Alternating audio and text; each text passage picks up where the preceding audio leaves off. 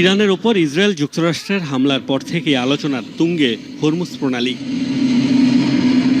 বিশ্বের মোট জ্বালানি তেলের 20% পরিবহন হয় কৌশলগত গুরুত্বপূর্ণ এই সামুদ্রিক পথ দিয়ে।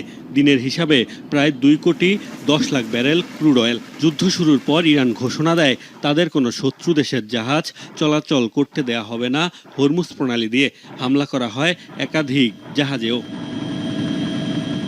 ফলে জলপথ দিয়ে অনেকটাই বন্ধ হয়ে যায় বাণিজ্যিক জাহাজের চলাচল। এ অবস্থায় হরমুজ প্রণালী নিয়ে বড় ঘোষণা এলেও ইরানের তরফ থেকে বাংলাদেশ সহ 6 মিত্র দেশের জাহাজ চলাচলে কোনো বাধা দেয়া হবে না বলে জানান দেশটির পররাষ্ট্রমন্ত্রী। চীন, রাশিয়া, পাকিস্তান, ভারত, ইরাক রয়েছে এই তালিকায়।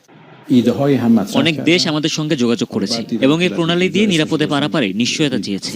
এই দেশগুলোর মধ্যে যাদের আমরা বন্ধু মনে করি তাদের জন্য আমরা নিরাপদ যাতায়াত নিশ্চিত করছি। চীন, রাশিয়া, পাকিস্তান, ইরাক, ভারত এবং বাংলাদেশও এ তালিকায় আছে।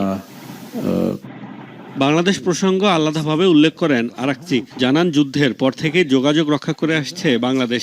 একই সাথে পণ্য পরিবহনে করেছিল সমন্বয়। সে কারণে দেশটির জাহাজ চলাচলে কোনো বাধা প্রদান করবে না ইরান। বন্ধু প্রতিম দেশগুলোর এমন আচরণ যুদ্ধ পরবর্তী সময়েও বহাল থাকবে। এই দেশগুলো আমাদের সঙ্গে কথা বলেছে এবং নানা বিষয়ে সমন্বয় করেছে। ভবিষ্যতে এমনকি যুদ্ধ শেষ হওয়ার পরও এই প্রক্রিয়া অব্যাহত থাকবে।